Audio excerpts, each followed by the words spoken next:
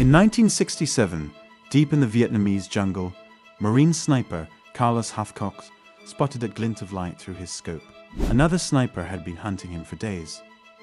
As Hathcock peered through his crosshairs, he saw something extraordinary. The enemy sniper's scope aimed directly at him. In that split second, Hathcock squeezed the trigger. His bullet traveled straight through the enemy's scope, through their eye, and into their brain. It was a 1 in a million shot that would become legendary. But for Hathcock, this wasn't just another kill. This duel represented something far more haunting. The psychological warfare that defines a sniper's existence. A mental battle that would follow him, and countless others long after they left the battlefield. The transformation from soldier to sniper begins long before the first shot is fired.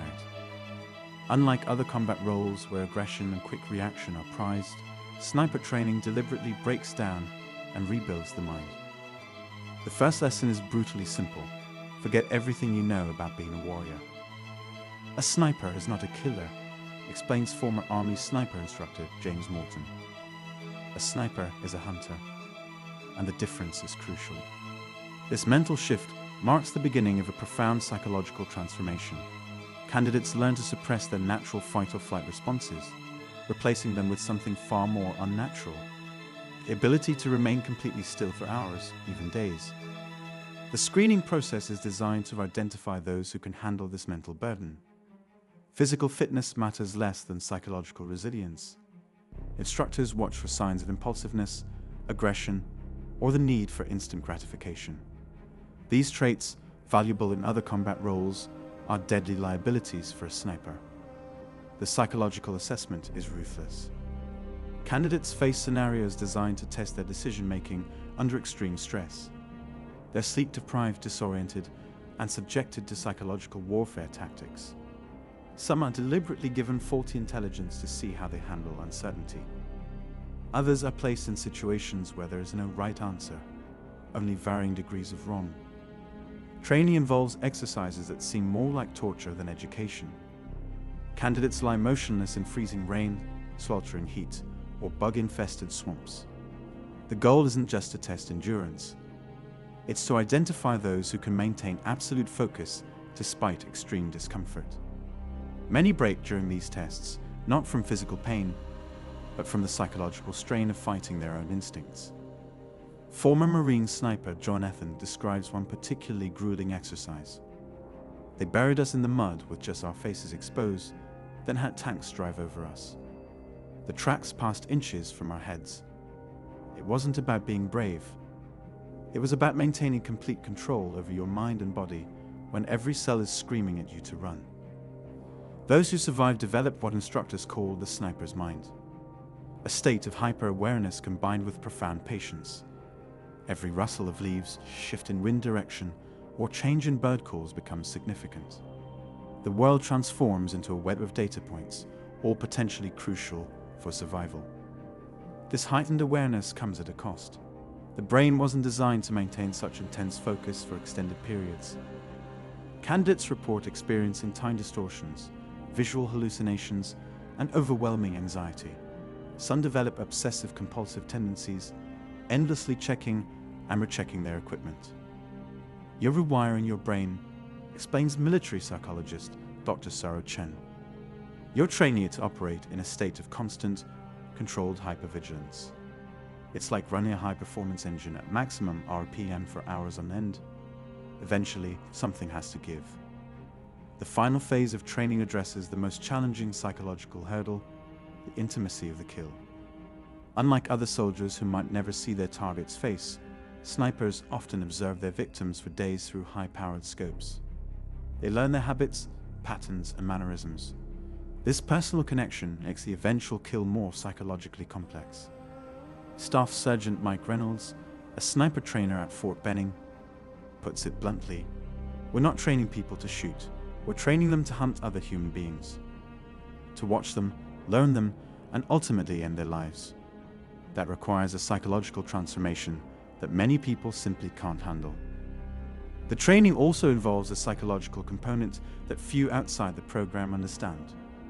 learning to compartmentalize emotions. We're not creating unfeeling machines, explains Dr. Chen. We're teaching them to control when and how they process their emotions. It's like having a light switch for your humanity that you can turn on and off at will. This emotional control becomes evident in the Kill House, a training facility where candidates face lifelike scenarios. Targets pop up randomly, some armed, some civilians, some children. Split-second decisions must be made, but unlike regular combat training, snipers must maintain their composure even after making a mistake. I had a candidate who accidentally killed a civilian target, recalls senior instructor David Walsh. Instead of letting him process it immediately, we made him maintain his position for another 6 hours. Because in the field, emotional reactions get you killed. You process later when you're safe. The psychological toll of this training reveals itself in subtle ways. Many candidates develop what instructors call sniper's insomnia, an inability to sleep without first securing high ground and establishing clear sight lines. Others find themselves unconsciously noting exit routes and vantage points in everyday situations like restaurants or shopping malls.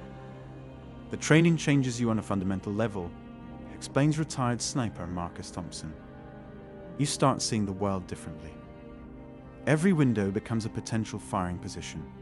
Every rooftop, a possible hide site. Your brain is constantly running threat assessments, even when you're buying groceries. But as mentally demanding as the training is, it pales in comparison to the psychological warfare that awaits in combat. Because there's one thing sniper school can never fully prepare you for: the moment you realize you're not the only hunter in the jungle. And somewhere out there, another trained killer is watching, waiting, and hunting you. The arrival of a sniper in a combat zone changes everything. Not through force of arms, but through psychological warfare on a scale few other weapons can match. A single sniper can paralyze entire units, not just through kills, but through the mere possibility of their presence. Vietnam War veteran James Wegg recalls, "We lost 3 men to a sniper in one afternoon. After that, every shadow, every rustle of leaves became a potential threat. The sniper was probably long gone, but they lived in our minds for weeks. We started seeing them everywhere." This psychological impact is by design. Military strategist Colonel Robert Shaw explains, "A sniper's greatest weapon isn't their rifle, it's fear. One sniper can tie down hundreds of enemy troops, forcing them to move slowly, stay in cover, and second-guess every decision. The mental strain affects even the most hardened soldiers. Combat units under sniper threat report higher rates of combat stress and anxiety. Simple tasks become nerve-wracking ordeals. Walking across open ground feels like Russian roulette. Even sleeping becomes difficult, with soldiers constantly jerking awake at the slightest sound." Former Army Ranger Tom Martinez describes the experience. "It's like being stalked by a ghost. You know they're watching. You know they're choosing who dies next. But you can't fight back against something you can't see." The psychological impact extends beyond the front lines. Support units, medical personnel, and even civilian contractors become potential targets. This creates a ripple effect of paranoia that can cripple military operations more effectively than conventional attacks. But perhaps the most intense psychological warfare occurs between snipers themselves. When 2 opposing snipers operate in the same area, it becomes a deadly game of chess where the stakes are measured in human lives. Marine sniper instructor Lisa Chen describes these encounters. Counter-sniper operations are psychological torture. Both sides know the other is out there. Both are experts at remaining hidden. It becomes a battle of patience, nerves, and psychological endurance. These duels can last days or even weeks. Each sniper tries to draw the other out, setting traps, creating false patterns, playing mind games. The psychological pressure is immense. One moment of weakness, one tiny mistake, means death. You start to question everything, explains former British SAS sniper Michael Ross. Is that glint of light really a scope, or is it your mind playing tricks? Is the enemy trying to bait you, or are you overthinking it? The mental strain is exhausting. Adding to the psychological burden is the knowledge that your opponent is equally trained, equally patient, and equally lethal. Every technique you know, they know. Every trick you might try, they've studied. It becomes a test of not just skill, but psychological resilience. The psychological impact of sniper warfare has been documented across every major conflict. In World War II, German snipers on the Eastern Front would deliberately aim to wound rather than kill, knowing that cries of wounded soldiers would devastate unit morale. Soviet sniper Vasily Zaitsev turned this tactic against them, creating what he called psychological zones of death, areas where his reputation alone would paralyze German advances. The Germans started seeing Zaitsev everywhere, explains military historian Dr. Anna Volkov. They'd delay crucial operations because someone thought they spotted him. His mere existence became a psychological weapon that influenced strategic decisions. Modern warfare hasn't diminished this psychological impact. During urban operations in Iraq, American forces encountered what they called the sniper effect. Entire neighborhoods would shut down at the mere rumor of a sniper's presence. Combat psychiatrist Dr. James Morton notes, "The human mind handles immediate threats better than invisible ones. A firefight is terrifying, but it's direct, understandable.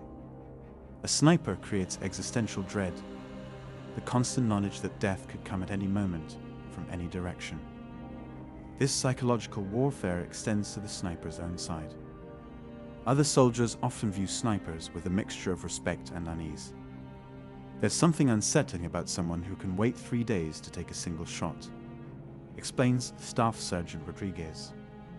"We had a sniper attached to our unit in Afghanistan. Incredible professional, saved our lives multiple times. But the way he could switch from jerking at dinner to lying motionless for 48 hours, watching a target, it's not natural. The isolation isn't just physical, it's psychological." Snipers operate in a different mental space than conventional forces. While regular units move as teams, communicating constantly, snipers must exist in near-total silence, often for days. This sensory deprivation creates what psychologists call sniper syndrome, a state of hyper-awareness combined with emotional detachment. "You're simultaneously the hunter and the hunted," explains retired sniper Sarah Mitchell. "Every sound could be an enemy sniper making a mistake, or it could be them succoring you into revealing your position. The psychological pressure never lets up." Counter-sniper teams develop their own psychological coping mechanisms. Some work in pairs, taking turns watching and resting to maintain mental sharpness. Others create elaborate mental games, challenging themselves to spot the tenuous changes in their environment. But all of them know that one moment of psychological weakness can be fatal. But for the sniper, the real psychological challenge isn't facing another professional. It's maintaining their humanity while excelling at their lethal craft. Because to be truly effective, a sniper must master not just the art of taking life, but the mental fortitude to endure the long wait before pulling the trigger. The longest battle a sniper faces isn't with the enemy, it's with their own mind. A sniper's mission often requires remaining perfectly still for days, a psychological endurance test that pushes human limits to the breaking point. "People think the hardest part is taking the shot," explains veteran sniper instructor Mike Collins. But the real battle is the wait, lying there, hour after hour, fighting every natural human instinct to move, to stretch, to shift position. Your body screams at you, but you can't listen. The physical discomfort quickly becomes psychological torture. Muscles cramp and spasm. Insects crawl across exposed skin. Rain soaks through clothing, and the sun bakes exposed flesh. But moving means compromising the mission, or worse, death. Former Marine sniper Jack Martinez describes a particularly grueling mission. "I spent 72 hours in a sniper hide during the summer in Iraq. Temperature hit 120 degrees. Couldn't move, couldn't drink water unless it was absolutely still. By the second day, I was hallucinating. Saw my dead grandfather sitting next to me, clear as day." These hallucinations are common. The combination of sensory deprivation, physical strain, and extreme focus creates what psychologists call sniper's delirium. Time becomes distorted. Minutes feel like hours, hours like days. The mind, desperate for stimulation, begins creating its own reality. Your brain isn't designed for this kind of focused inactivity, explains neuropsychologist Dr. Rachel Chen. It's like forcing yourself to stare at a single point for hours. Eventually, your visual system starts manufacturing things that aren't there. Now imagine that while you're also responsible for making life or death decisions. The psychological pressure intensifies when observing a target. Snipers often watch their targets for days, learning their routines, habits, and patterns. This intimate surveillance creates a complex psychological dynamic that few other combat roles experience. You see them eating breakfast, talking with friends, making jokes, says retired sniper Thomas Wright. You watch them live their life, knowing you're going to end it. It's a weight that sits heavy on their mind during those long hours of waiting. The isolation compounds the psychological strain. While other soldiers operate in teams, sharing the burden of combat, snipers often work alone or in pairs. There's no one to talk to, no way to process the experience in real time. The mind turns inward, sometimes to dark places. Military psychologist Dr. Sarah Evans notes, "We've documented cases of snipers developing temporary obsessive-compulsive tendencies during long missions. They'll count their heartbeats, create complex mathematical patterns, anything to maintain mental control while fighting the urge to move. The environment becomes both ally and enemy. Every shifting shadow could be a counter-sniper. Every bird call could be a signal. The hyper-awareness necessary for survival becomes exhausting, but letting it slip for even a moment could be fatal. Your mind plays tricks on you," explains veteran sniper instructor John Blake. "You start seeing patterns that aren't there. One sniper I knew became convinced that squirrels were deliberately trying to give away his position. Sounds crazy now, but after 48 hours in a hide, anything seems possible." But perhaps the greatest psychological challenge is maintaining focus after sleep deprivation sets in. Sleep isn't just a physical need, it's crucial for mental function. Yet snipers must often go days with only brief moments of microsleep, all while maintaining the ability to make split-second, lethal decisions. There's a state of consciousness that exists between sleeping and waking, explains Dr. Evans. Snipers learn to operate in this twilight zone. They can rest parts of their brain while keeping critical functions alert. It's similar to what marathon runners call the flow state, but maintaining it for days instead of hours. The mental strain often manifests in unexpected ways. Some snipers develop temporary synesthesia. Their senses begin to crosswire. They report hearing colors or seeing sounds. Others experience time dilation so severe that they lose track of whether they've been in position for hours or days. Former SAS sniper Michael Ross recalls, "On my longest mission, I watched a target location for 5 days straight. By day 3, I could have sworn I was watching the same day repeat itself over and over. Same people, same movements, like a loop. My spotter had to keep reminding me what day it was." This psychological pressure creates what combat psychiatrists call the observer effect. The peculiar mental state where a sniper becomes so focused on their target that they begin to lose their own sense of self. "You stop being you," explains Ross. "You become this watching thing, this patient predator. Your own needs, your own identity, it all fades away." The psychological tools snipers develop to cope with these long waits often follow them home. Many report difficulties sleeping in beds after extended deployments, preferring to rest in corners with clear sightlines to entrances. Others struggle to turn off the hyper-awareness that kept them alive in the field. But even these profound psychological challenges pale in comparison to the moment every sniper trains for. Because after all those hours of waiting, all those psychological battles fought in silence, everything comes down to a single pull of the trigger. Time slows to a crawl in the seconds before a sniper takes a shot. In that moment, a complex series of psychological and physiological changes occur. Changes that separate snipers from every other type of combat soldier. It's not like firing a rifle in battle, explains retired sniper Marcus Chen. In regular combat, soldiers react on training and instinct. But a sniper's shot is cold, calculated, deliberate. You're choosing to end a life that poses no immediate threat to you. That changes everything. The psychology of this moment is unique in warfare. Snipers often observe their targets for days before taking the shot. They've watched them eat, sleep, interact with others. This intimate knowledge creates a psychological burden that few other combat roles experience. Former Army sniper Sarah Mitchell describes her first kill. "I'd watched him for 3 days, knew his routine, knew he took his coffee at 7:30 every morning. When I finally took the shot, it felt like I was killing someone I knew. That's a different kind of weight to carry." The actual moment of the shot requires a level of psychological control that seems almost superhuman. Heart rate must be regulated. Breathing must be perfectly timed. Even the squeeze of the trigger must be executed between heartbeats for maximum accuracy. In that moment, you're not really human anymore, explains combat psychologist Dr. James Turner. You're something else, a fusion of flesh and machinery, operating with a precision that defies natural human limitations. The psychological toll of maintaining that state is enormous. Time distortion becomes extreme during the shot. Seconds stretch into minutes. Some snipers report seeing the bullet leave the barrel in slow motion. Others describe an almost out-of-body experience, as if watching themselves from above.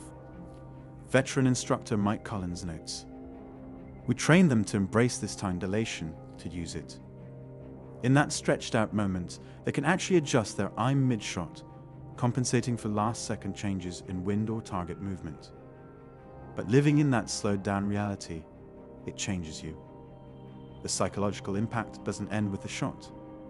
Unlike other combat soldiers who rarely see their target's face, snipers often witness the immediate aftermath of their work through high-powered scopes. This creates a level of intimacy with death that many find difficult to process. You see everything," says retired Marine sniper Jack Watson. The entry wound, the look of surprise, the way they'd fall. Sometimes you see their friends try to help them. It's not like the movies. It's personal, and it stays with you. The psychological weight of each kill accumulates differently than in other forms of combat. Regular soldiers might fire hundreds of rounds in a firefight, never knowing if they hit anyone. But a sniper knows. They know exactly how many lives they've taken, under what circumstances, and often remember minute details about each one. "We had a sniper in our unit who could tell you everything about his 24 kills, recalls Staff Sergeant Rodriguez. The weather, the distance, what the target was wearing. Not because he was bragging. These details just band themselves into your mind when you're watching someone through a scope for hours before taking their life." Military psychiatrist Dr. Elena Santos explains, "The precision and intimacy of sniper kills create stronger memory imprints than typical combat experiences.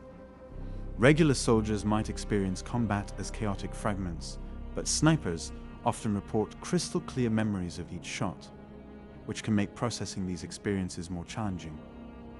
The psychological impact varies with the type of target. Killing an enemy combatant in the act of fighting is one thing. Taking out a high-value target who's sitting down to dinner with their family is another. These morally complex situations force snipers to develop sophisticated psychological compartmentalization. You learn to separate the person from the target, explains veteran sniper instructor David Walsh. The moment you start thinking about them as people with families and dreams, you've lost the psychological edge needed to do your job. But maintaining that separation, it costs you something. The aftermath of a shot brings its own psychological challenges. Unlike regular combat, where soldiers can move on immediately, snipers often must remain in position for hours after a kill to avoid detection.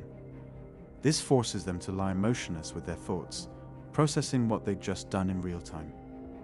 Former sniper Lisa Chen describes this experience. "After my first kill, I had to stay in position for another 6 hours. Couldn't move, couldn't talk to anyone, just had to lie there watching through my scope as they removed the body.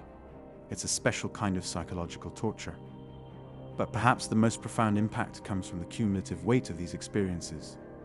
Each kill adds another layer of psychological complexity that must be processed and integrated into the sniper's psyche.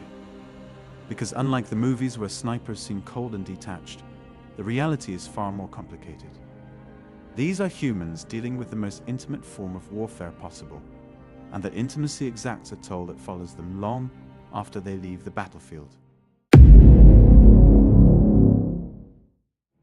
The hardest target a sniper ever faces isn't on the battlefield. It's the mirror when they return home. The psychological tools that keep them alive in combat often become liabilities in civilian life, creating a unique set of challenges that many carry for decades. You can't just turn it off, explains retired sniper John Winters.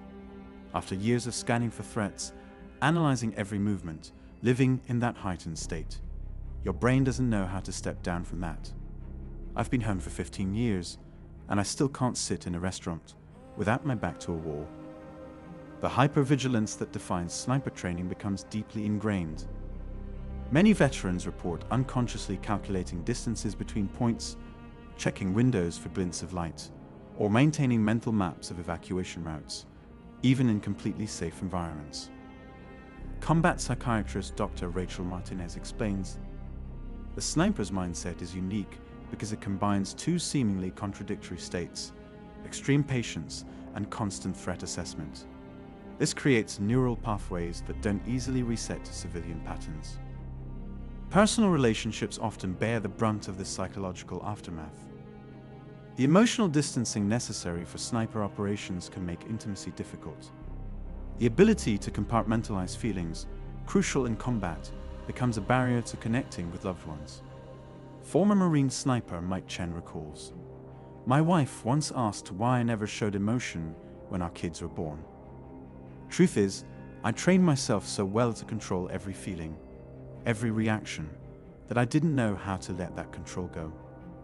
It took years of therapy to learn how to feel things normally again." The isolation that defines sniper operations often follows veterans home. Many find themselves gravitating towards solitude, uncomfortable in crowds or social situations. The skill of being invisible, so valuable in combat, becomes a habit that's hard to break in civilian life. "I spent so many years being unseen, being the watcher, that I don't know how to be seen anymore," says retired sniper Sarah Mitchell. "Sometimes I catch myself unconsciously matching my breathing to hide my presence, even at a family dinner. It's automatic now." Sleep patterns remain permanently altered for many. The ability to stay awake for days, sleeping only in brief snatches, becomes a curse in civilian life. Some report being unable to sleep in beds, preferring corners or elevated positions with clear sightlines to doors and windows. Veterans Affairs psychologist Dr. James Turner notes, "The sniper's experience of war is different from other combat roles. They don't have the buffer of chaos and immediacy that other soldiers experience. Their kills are planned, calculated, and intimate. This creates a different kind of psychological imprint. Processing these experiences presents unique challenges.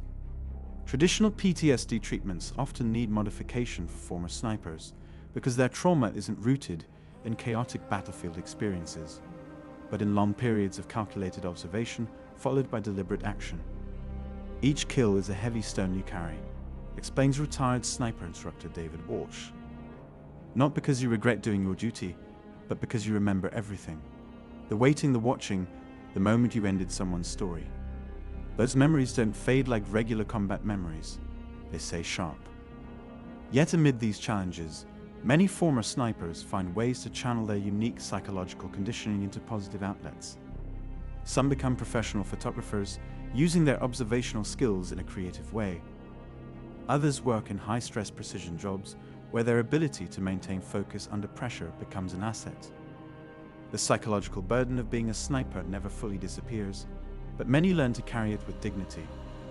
They understand that they experience a form of warfare few others can comprehend, one that marked them forever, for better or worse. The process of reintegration is further complicated by societal misconceptions about snipers. Hollywood portrayals of emotionless killers clash with the reality of highly trained professionals who carry the psychological weight of their actions. People either treat you like a movie hero or a cold-blooded killer, explains retired sniper Thomas Wright. They don't understand that we're just soldiers who carried out our missions with a different set of tools and psychological challenges. Many find that their heightened awareness of human behavior, crucial for target analysis in combat, becomes both a blessing and a curse in civilian life. They notice subtle body language changes, micro-expressions, and behavioral patterns that others miss, making ordinary social interactions feel overwhelmingly complex. Dr. Elena Santos, who specializes in treating former snipers, explains, their brains have been rewired to process human behavior as potential threat data. Unlearning this hypervigilance, or at least managing it, becomes a crucial part of their civilian adjustment. For some, the greatest challenge is learning to trust their own emotions again. The psychological compartmentalization that allowed them to function in combat can leave them feeling disconnected from their own feelings, creating a sense of emotional numbness that's difficult to overcome. But perhaps the most profound challenge is finding meaning in civilian life that matches the intense purpose they felt as snipers. Because while the psychological burden of their service never truly leaves them, neither does the understanding that they were part of something larger than themselves. A reality that both haunts and honors them for the rest of their lives. If you love military history like I do, subscribe for more content like this.